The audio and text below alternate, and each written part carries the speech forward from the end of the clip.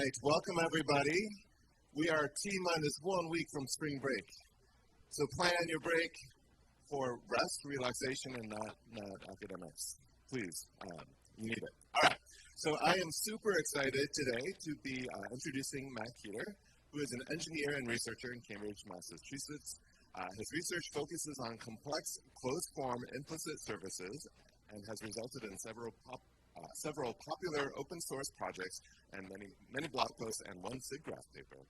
In his day job, he's a software engineer at Oxide Computer Company, working on embedded system software for rack-scale computing. Previously, he worked at Forum Labs doing electrical engineering and embedded software for 3D printers.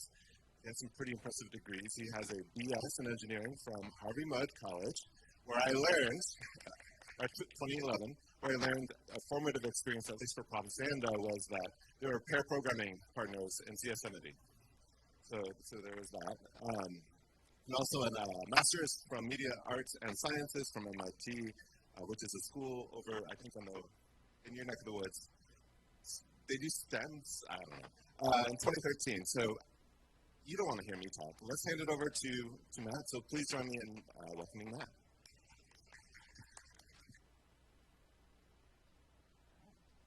The audio sounds. Great. Cool. So, like Tim said, my name is Matt Keeter.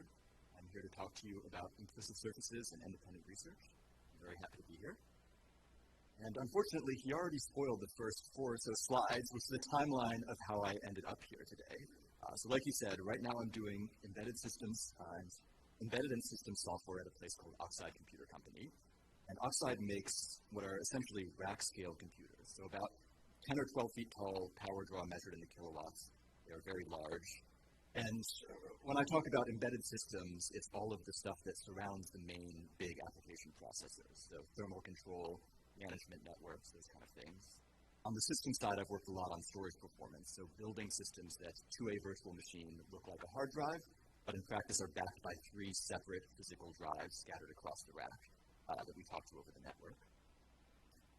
Before that, I did electrical engineering at a 3D printing company called Forum Labs, which builds desktop stereolithography machines and selective laser sintering machines. So I was in the makerspace yesterday, and I saw that you have a Fuse 1 and a Form 2, which is great. I did a lot of work on galvo control for the Form 2, so figuring out how to scan a laser around into a vat of light-sensitive liquid goo to build up solid models layer by layer. Hopefully you've used those machines before. Prior to Forum Labs, I was at the MIT Center for Bits and Atoms, where my research focused on personal scale fabrication, so building computer-aided design and manufacturing workflows that could be built and understood and used by single people or small teams. This is a boombox that I built for a final project, where the design of this was done in my own CAD software. I worked on tool path planning for molding and casting. I did some work on 3D scanning and working with 3D scans. And then before that, I did my undergrad at a small school in Southern California. You probably haven't heard of it. That's a joke. And I'm actually not going to talk to you too much about my time in industry, because that's been more on the electrical engineering and systems side, and you probably don't want to hear about FCC compliance at a CS colloquium.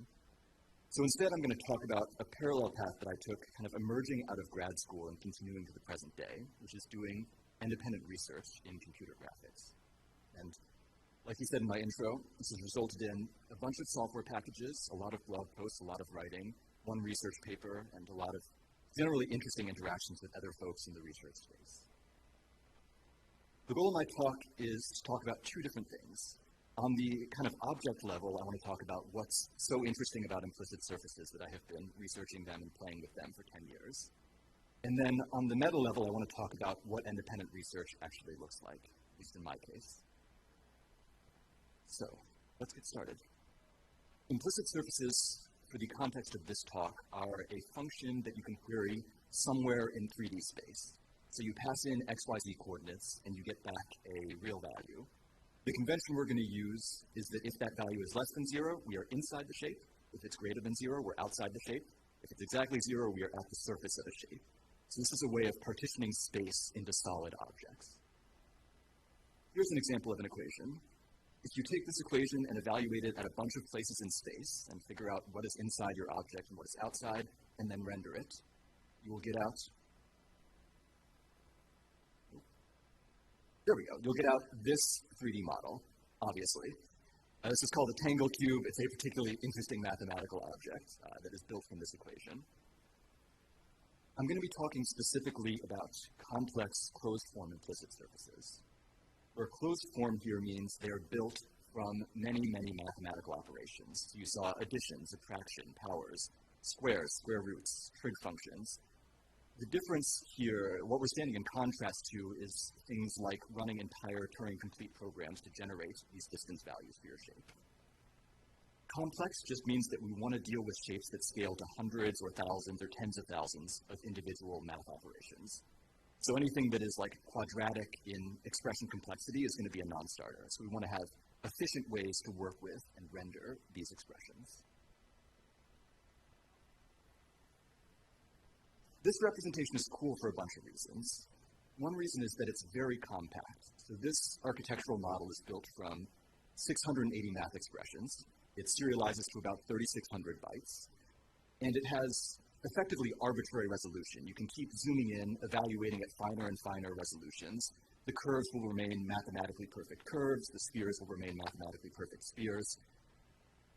And it's also a very sparse representation. So the actual image in this slide is, this clicker's a little iffy. The image in this slide is about 70 times larger than the serialized representation of the shape. So it lets you represent complex things in very small amounts of space.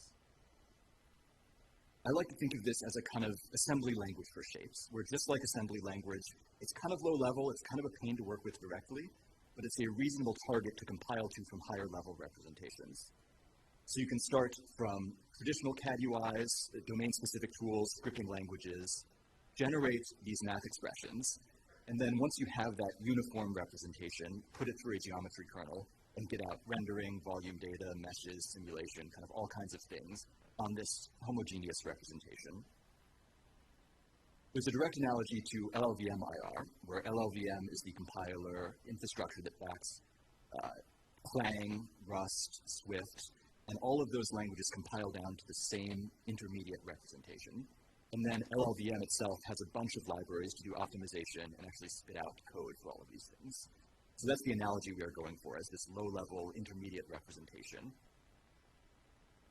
Another reason this representation is cool is because it is a naturally solid representation. So this is a triangle mesh, and if I spin it around, it looks like a solid model. And you can see it's built of a bunch of individual triangles and vertices. I can select a bunch of the vertices and then delete them. And when this happens, you realize that it's actually all a lie, right? This is not actually a solid model. It is just a thin shell of triangles pretending to be solid. And so if you're dealing with CAD software or machining software, working with models that are actually just pretending to be solid can be a challenge. And sure, you can do intersections on triangle meshes, but it's hard, because then you have to deal with what if the vertices are exactly touching or not quite touching or things like that. So there's a lot of making it numerically robust is challenging. In contrast, these implicit representations, CSG, constructive solid geometry, is basically trivial, and we'll get to that in a little while. But here's taking the model, slicing it with a plane in the YZ axis. You can see that it is solid all the way through. I did not actually model the inside of the cabin for you. And the other reason I find this to be interesting and I want to talk about today is that it's really a microcosm of CS topics.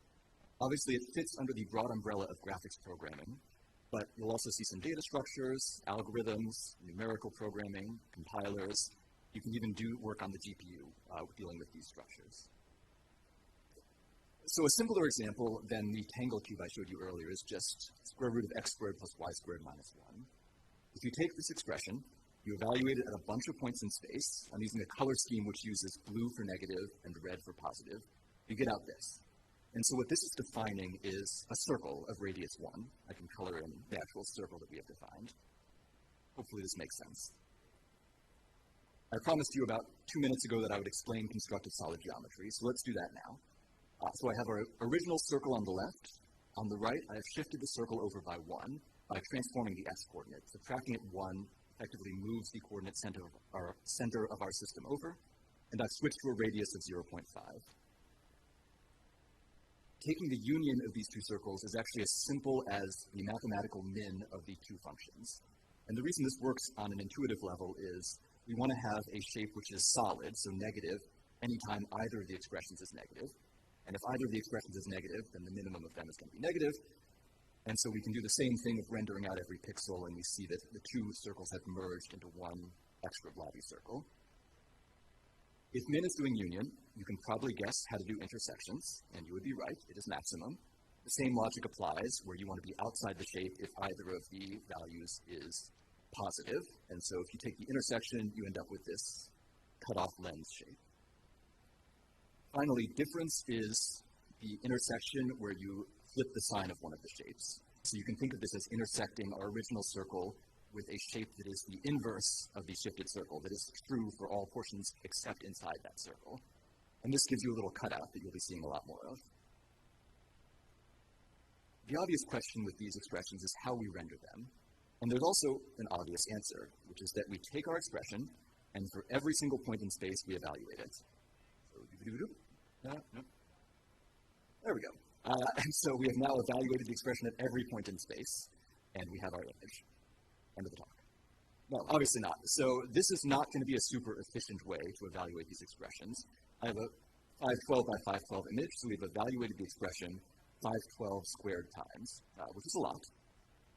And it gets worse if you want to do it in 3D, where instead of evaluating a single thin layer of pixels, you're going to be evaluating multiple layers of voxels. I don't remember how many of these I put in here. Okay, there we go. So now if you think about the complexity, it's going to go like n cubed times your expression size. So 512 by 512 by 512, which is a lot more. So this is not going to be feasible for evaluating expressions of any significant complexity. So this whole talk is basically a series of weird tricks. And the first weird trick I want to talk to you about is interval arithmetic, which comes from numerical programming, where people were worried about doing complex numerical calculations with floating point values and having small errors accumulate over time so that you didn't really end up at a place that was where you expected. And the solution they came up with was, instead of computing on single values, to track ranges, so a lower and an upper bound, and then redefine all of your arithmetic operations. So you overload addition, subtraction, squares, square roots, multiplication, all of your trig functions, such that you are propagating these bounds forward. And the important property is that the output range is guaranteed to contain a value that you can get for any space in the input range. So as an example, if we say x is in the range 0 to 1 and y is in the range 2 to 4, for any input values within those ranges, the sum of x plus y is going to be in the range 2 to 5. Hopefully this is intuitively obvious. And so these are conservative. They will probably get bigger and bigger over time, but because they are conservative, they give you certain nice properties that are effectively guarantees about your results. So how do we use these with implicit surfaces? Like I said, we have overloaded all of our arithmetic operations, so we can evaluate every single operation in this expression using intervals instead of single points. I'm going to take the expression and evaluate it in this little square. So x is between the range of 1 to 1.5, y is 0.5 to 1. And this is a single evaluation, so we're evaluating the interval expression. We are not evaluating like every single pixel in the square. And this gives us a range that is 0.1 to 0.8. The cool thing about this range, if you look at it, is that it is unambiguously greater than 0. So this means that this region in space is unambiguously outside of your shape. For any pixel in that region, if you evaluate it, you are guaranteed to get a number somewhere in this output range, which means that you can actually just ignore it. Once we've done this interval evaluation, we have proven that this entire region is empty, and we don't have to think about it anymore. This leads us to the first draft of our render loop, where we do interval evaluation. If a region is unambiguously empty or full, we can skip it. We don't have to think about it anymore. Otherwise, we subdivide, recurse, keep going, and then at some point we exit out and do per pixel evaluation on any interval that remains ambiguous. Here's what that looks like. We've evaluated the entire region. It is ambiguous. Subdivide. We evaluate the 4 quadrants. They are all ambiguous. Subdivide further. Now things change. The 4 corners we have proven to be entirely outside the shape, so we can stop thinking about them entirely. Keep going. We now start finding some regions inside the shape which are unambiguously inside, so we can stop dealing with those. We recurse further and further down. You can see we are building up the little cross the circle intersection that I showed you earlier. There we go. There are a couple ways to think about this. In a very hand-wavy way, we have reduced the dimensionality of the problem, where previously we were talking about an n-squared region of pixels, and now all of the work is concentrated at the model's edges, so it's something closer to n log n in a vague, hand-wavy assertion. Another way to think about it is amortizing work over pixels. So this little square, let's say it's m by m pixels, we are evaluating the expression once for that region, and so you can instead think of that as evaluating the expression a fraction of a time for every pixel in the region, like 1 divided by m squared. And this is a particularly cool way to think about it, so I'm going to show you what that looks like. So I'm going to do the same recursive evaluation on the left, and on the right side, I'm going to accumulate amortized work per pixel.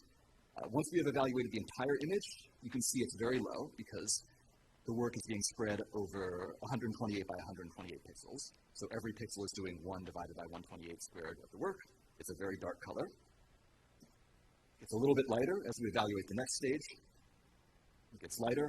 You can see that it's actually getting lighter faster because the interval regions are getting smaller, so we're doing more amortized work per pixel as we go.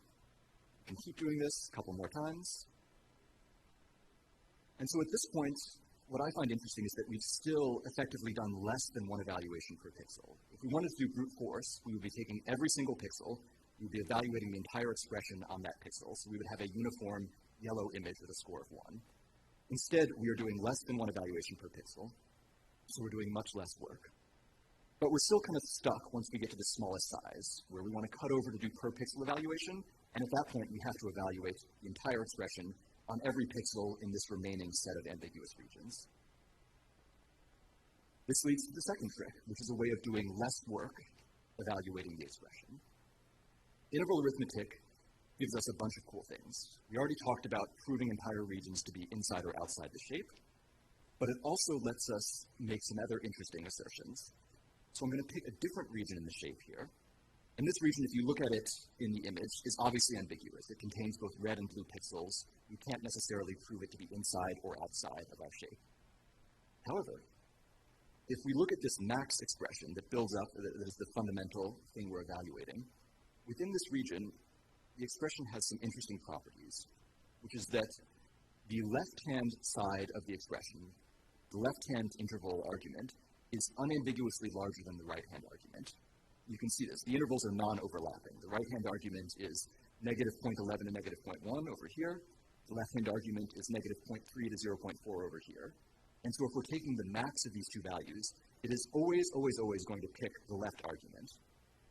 What this means is that within this region in space, we can simplify the expression. We can just ignore the right-hand argument entirely and only care about our original circle of radius 1.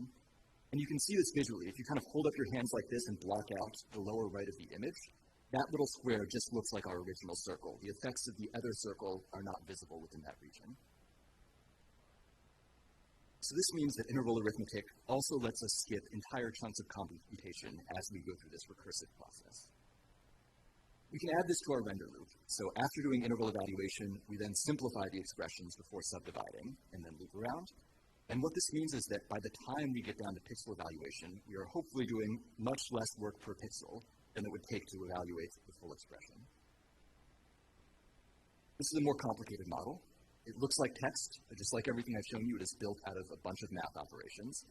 It's a decently high amount of constructive solid geometry. All of the sharp edges and corners and so on are built from these mins and maxes. If we zoom in just on this O, there were 306 clauses in the original expression. 11 of them are valid within this region. It's the radius of the circle, the outer circle, the inner circle, and the CSG operation. So I instrumented some of my software to actually print out how long the expressions are by the time we get to individual pixel evaluation. And so the colored portions of this image are where we have to do pixel by pixel by pixel evaluation. And you can see that the expressions are in the range of 5 clauses all the way up to 35. So it's about 10x less work being done per pixel. So we've made these much shorter expressions. And this is really the trick that makes things feasible. Doing the same visualization of amortized work per pixel and adding, so interval evaluation is spread over all the pixels in the region.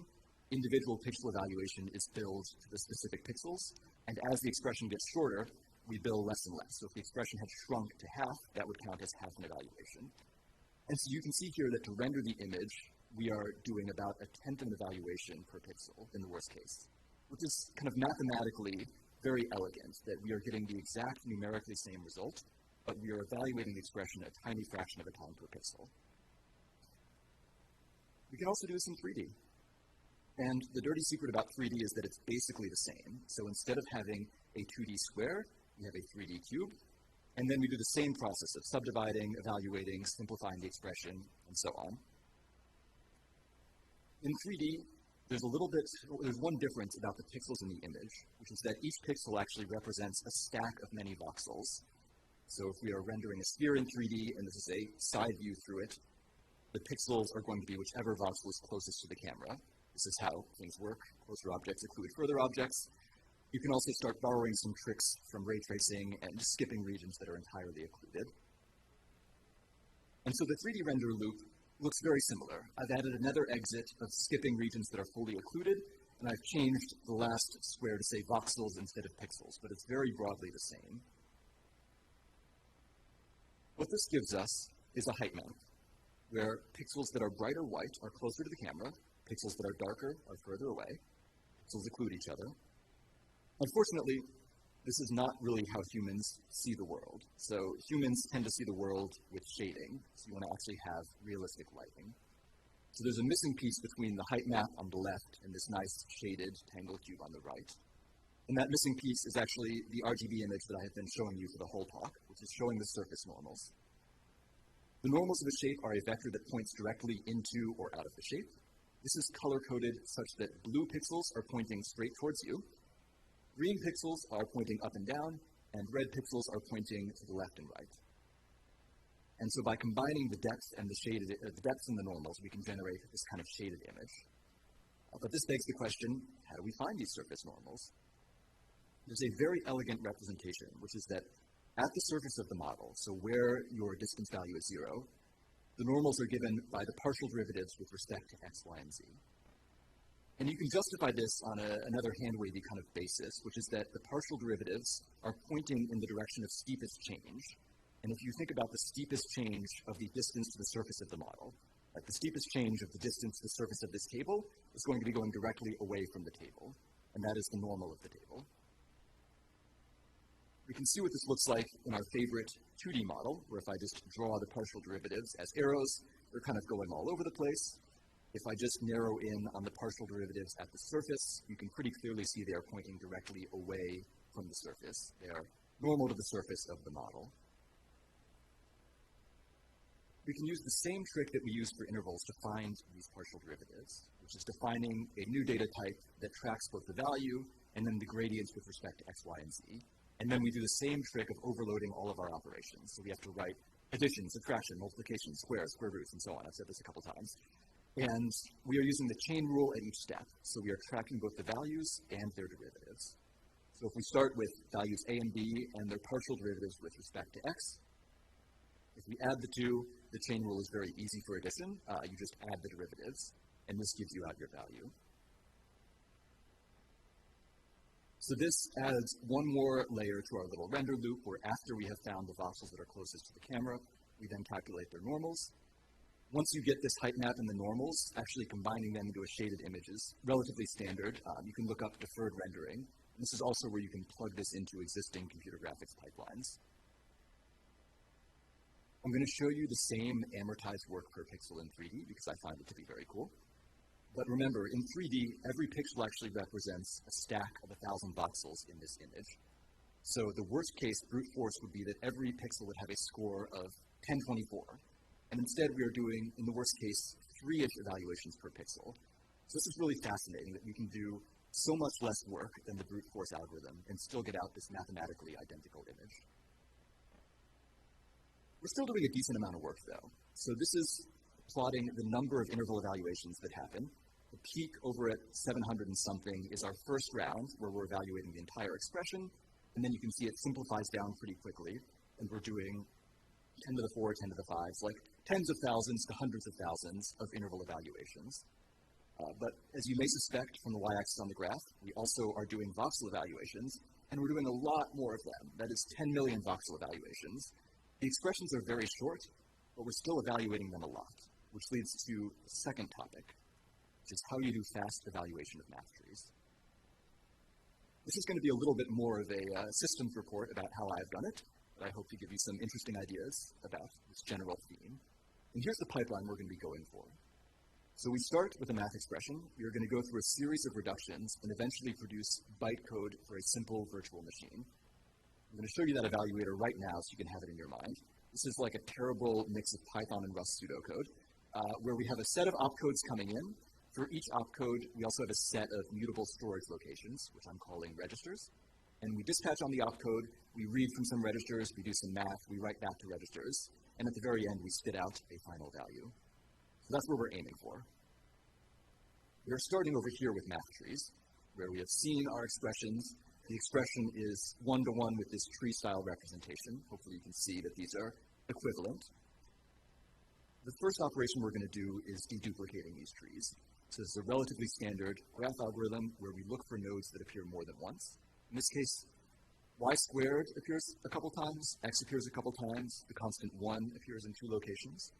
And so we can go through and create what is a directed acyclic graph. I haven't drawn all of the little arrows, it's sorted from top to bottom, but now we have no duplicate nodes.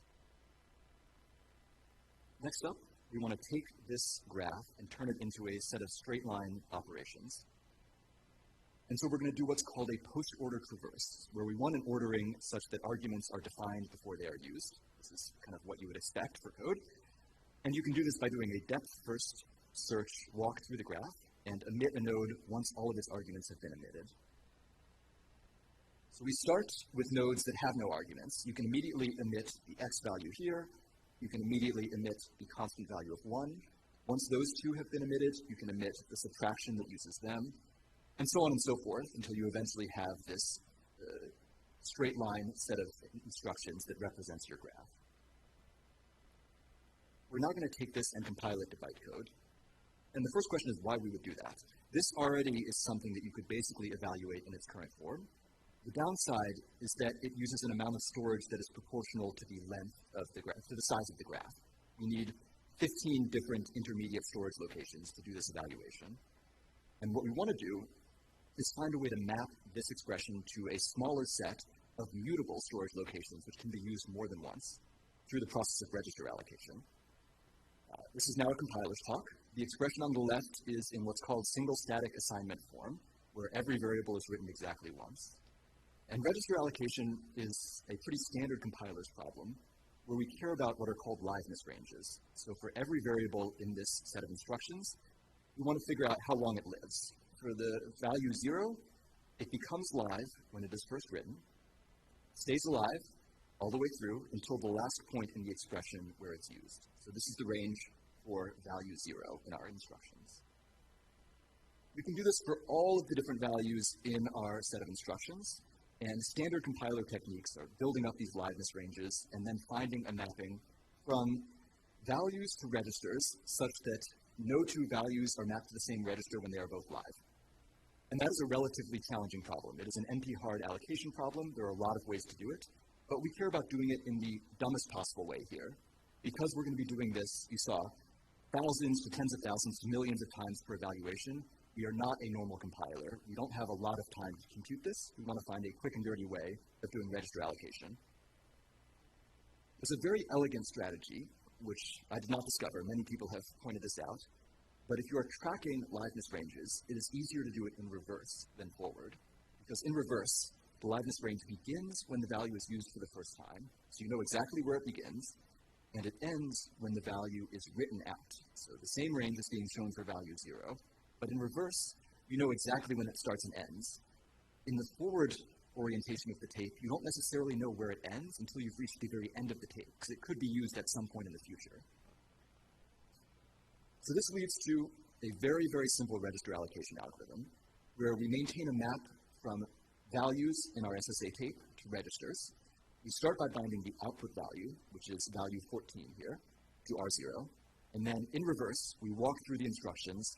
Whenever a value becomes live, we bind it to an unused register. When it's not live, we release the binding. So walking through what this looks like, we start with just value 14 bound to register 0. This is the end of value 14's life because it's written, so we can release that binding. the two input arguments to that operation now become live, so they grab the first two registers, and we have now emitted this instruction. We do the same thing for the next instruction. We release the binding to value 13, and then we bind the two input instructions. We keep going. So release the binding for value 12, bind the input argument, and so on, and so forth. We can go through the whole expression. I did this by hand. It was very tedious. And eventually, we get to the end where all of our values are not bound to any registers, which is a sign that I did it correctly when I did it by hand. And we now have this full register allocated tape.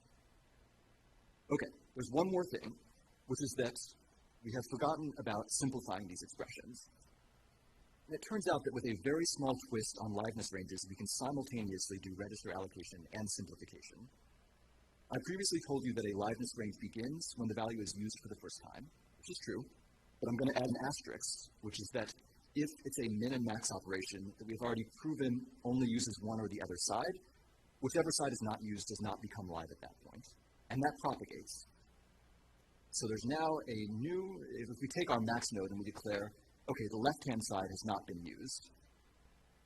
As we are doing register allocation, if we find that an instruction's output value is not live, so no one has used the output of a particular instruction, then we skip that instruction entirely. And that means that any arguments to that instruction may not become live at that point either. So it ripples through. And so if we do this, I'm not going to go through every single step again, but this is what we end up with if the value 9 is not being used. So we have skipped 1, 2, 3, 4, 5, 6 expressions, and we have produced this shorter tape. But the reason this is cool is because it's all a single pass. So you can do forward evaluation, get a value out, and capture at min and max nodes whether one or the other branch is unambiguous. And then you do a backwards evaluation, do register allocation and simplification all in a single pass. So when we talked about wanting to have something that is very fast, very efficient, this is a very clean way of doing that. And now we've arrived at the end of our little flowchart here. So we have bytecode. We can run it in the same interpreter that we showed before, and everyone is happy. But if we look at the bytecode interpreter a little more, we'll actually see some inevitable sources of overhead. One of them is a decent amount of RAM traffic. So every register within your VM is going to be read a couple times, and then we have to write to registers for every single opcode. So that's doing a decent amount of memory traffic. Maybe it's all going to be in your L1 cache. Maybe you think it's fine. But there's a more pernicious problem here, which is that this branch statement is going to be relatively unpredictable to your processor. So modern processors do not like unpredictable branches. They like to see exactly where they're going very far in advance so that they can have a very deep pipeline and start doing work on instructions that are coming up in the future. And when we get to this point, the processor really has no idea where it's going. So it has to screech to a halt, figure out which one of these opcodes it's going to be evaluating, and then start getting back up to speed again. So if you look at design of modern interpreters, this unpredictable dispatch is actually a big source of slowness. So there's actually one more step in the flowchart, which is compiling down to assembly language. If you look at the opcodes that we have on the left, it turns out they're basically one-to-one with assembly instructions. This is showing ARM64 assembly, where loading variables is loading from a particular array pointer. Multiplication, addition, square roots, subtraction are all single floating point instructions. Ironically, the only operation which takes more than one instruction is loading a constant value, because we have to load the value into a general purpose register and then move it to a floating point register. But now we have kind of reached the bottom of the pit, where we have no dispatch. Everything is stored in registers instead of RAM, so we're going to be going quite fast. And yes, that is the secret last stop in this flowchart. So one of the questions is, what does this look like? And here's a bigger math operation, which is, again, built from individual math primitives. It's built from about 7,800 math operations, and it has a relatively high fraction of CSG.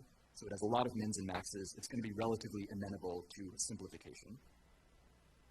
If we just do brute force evaluation with our VM, so for every pixel, we evaluate the whole expression. On a log-log graph, it is a straight line, which is what you would expect. And the slope of this line is going to be 2, because it is quadratic with the number of pixels.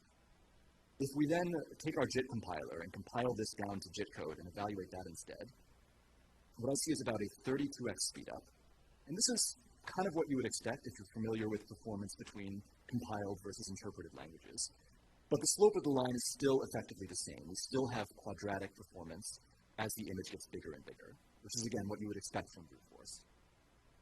Now, setting the JIT aside, we can stack all of the smart algorithms we've talked about and evaluate using interval arithmetic, expression simplification, and so on. And that gives us an 173x speedup.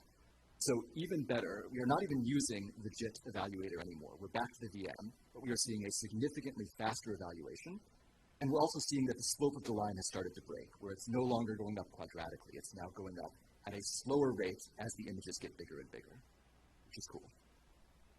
And we can stack the JIT compiler on top of this as well. So now we are doing smart simplification, and the actual evaluation is done by this JIT compiled expression.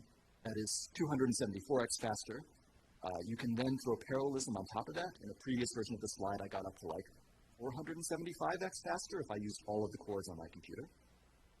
And so this is a really interesting picture of how smarter low-level programming in terms of JIT compiling and high-level programming in terms of selecting the right algorithms can really make a problem go from intractable, like multiple 10-second evaluation times, down to 12 milliseconds or so. So, we've talked about graphics programming. We've talked about data structures, quad trees, algorithms, graphs, interval arithmetic, single static assignment form. We didn't talk about GPU programming. I'm sorry, talk to me afterwards. But now we are on to the second portion of the talk, which is what does this independent research look like? And the first part of independent research is realizing that there are a lot of things that you can do as just a regular person.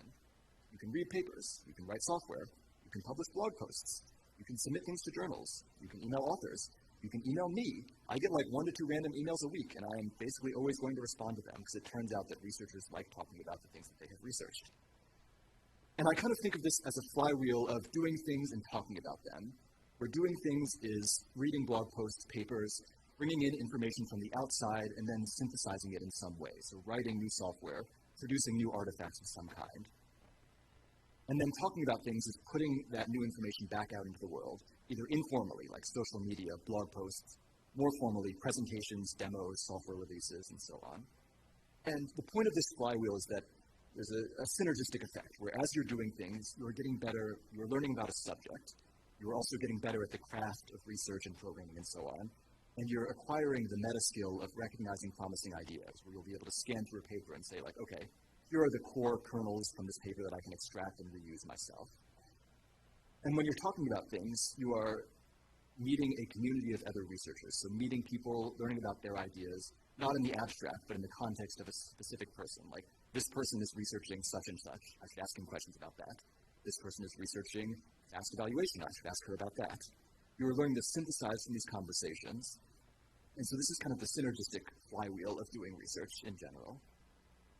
My research is focused on typically building software artifacts.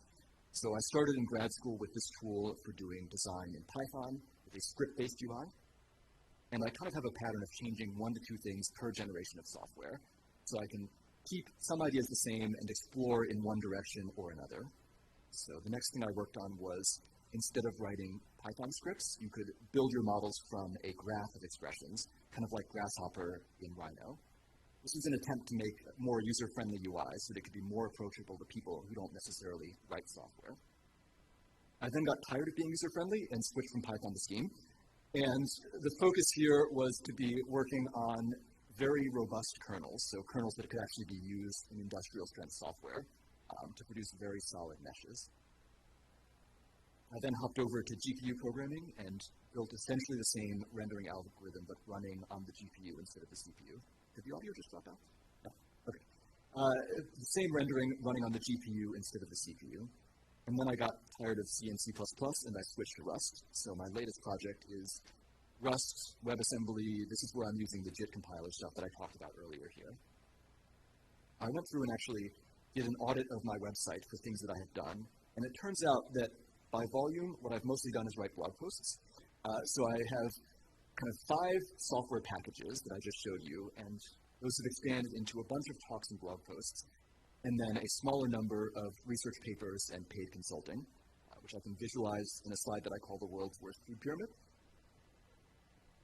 But there's a reason I write so many blog posts, and that reason is related to project management and motivation and energy. because there's a joke about projects that the first 90% of the work takes 90% of the time, and then the last 10% of the work also takes 90% of the time. And this is particularly tough as an independent researcher where you don't have deadlines, you don't have a PI that you're reporting to, you are not trying to get tenure. And so my secret strategy is that at this point, I start writing a blog post about the project. And this is shockingly effective, at least for me. This focuses me, it forces me to stop doing open-ended work and start converging on a write-up. On a more psychological level, it kind of reminds me of what's cool about the project because it forces me to start making pretty pictures, interesting graphics, visualizations, those kind of things. It also has social benefits where I can start sharing drafts with people, hearing what they think about it. And as a side note, it is very useful to have a personal website where you can have like a single location for stuff that you have done. All right, last topic, coming up with ideas. There's an interesting strategy that I have seen for coming up with ideas. I saw it attributed, I think, to Richard Feynman in his autobiography, of constantly carrying around a set of pet problems with you. And whenever you read new information, you can kind of cross-check those new ideas against your pet problems and see if any of them line up in interesting ways. You can probably guess what my pet problems are from this talk. Implicit surface rendering, fast evaluation. Meshing I didn't get into too much, but that is another entire rabbit hole. And the research paper that I put together was basically the direct combination of one of these pet problems and a blog post that I read by Ray Levine, which was talking about doing 2D graphics on the GPU. And I realized that the strategy that he was using would also work for doing these 3D implicit surfaces. And about 6 or so months later, I had a paper out of it. This obviously just pushes the challenge upstream of where do you find your pet problems, and there are a lot of options there. One option is to adopt them. I adopted some from my advisor. I am sharing mine with you. If you talk to me afterwards, I will give you new problems free of charge. But more generally, I've tended to read a lot, and the pattern I have found has been finding interesting people through news aggregators like Reddit, Hacker News, social media, and then subscribing to them via RSS, as like one of the half a dozen people that still uses RSS, to keep up with what they're doing. As an independent researcher, one of the challenges is to find personal scale problems. I'm not going to be training the next 10 billion parameter LLM in my basement. And one of the interesting things that I've found for personal scale problems is looking at old ideas on modern hardware. So the rendering algorithm I presented today is actually from a paper by Tom Duff that was published in 1991. And he was doing this work on a computer that was thousands or millions of times slower than modern CPUs. So just bringing old ideas forward into new hardware can really be a step change. There can be a qualitative difference that things that were suddenly infeasible have now become feasible. So I found that that's a deep well of interesting problems and interesting ideas. I'm right on time. That is the end of my talk. Thank you.